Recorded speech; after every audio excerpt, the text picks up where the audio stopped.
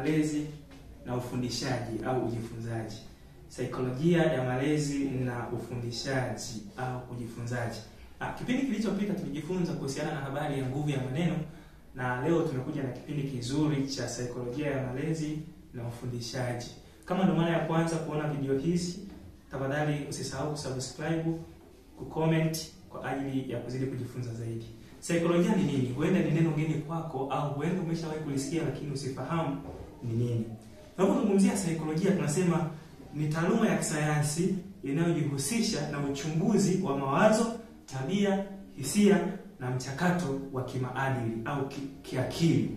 Ni taaluma ya kisayansi inayohusisha uchunguzi wa mawazo, tabia, hisia na michakato ya kiakili. Hiyo ndio tunasema saikolojia. Tunamsoma mtu akili yake, tunamsoma mtu tabia yake, hisia katika wakati fulani.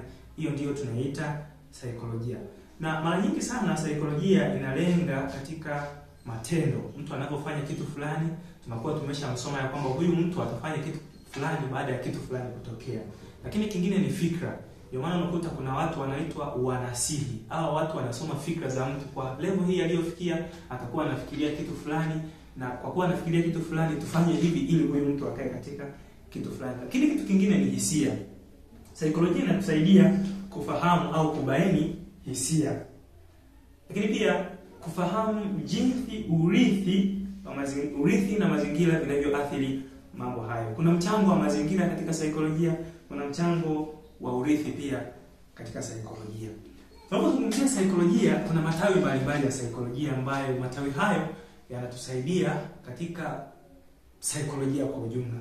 Miongoni mwa matawi ya saikolojia ni kama yafuatayo.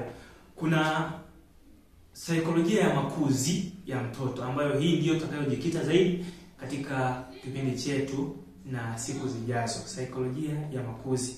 Kingine ni kuna saikolojia ya elimu, kuna saikolojia ya unasihi, kuna saikolojia ya biashara, saikolojia ya kijeshi. Kwa kuna matawi mbalimbali ya psychology. Lakini katika psychology sisi tutajikita tu katika kipindi katika psychology za matawi mawili ya psychology, saikolojia ya elimu lakini pia saikolojia ya makuzi na malezi kwa ujumla. Mtoto anapokuwa, mtoto anapofanya vitu fulani katika umri fulani, wakati mwingine wazazi wanakuwa wakishangazwa na hivi vitu vinavyokuwa vinatokea, lakini katika darasa letu tutajifunza hivyo vitu vinatokea na ni muhimu kutokea au ni tabia ambazo mtoto amejifunza kutoka katika mazingira. Kama tulivyosema, mazingira pia katika saikolojia na mchango.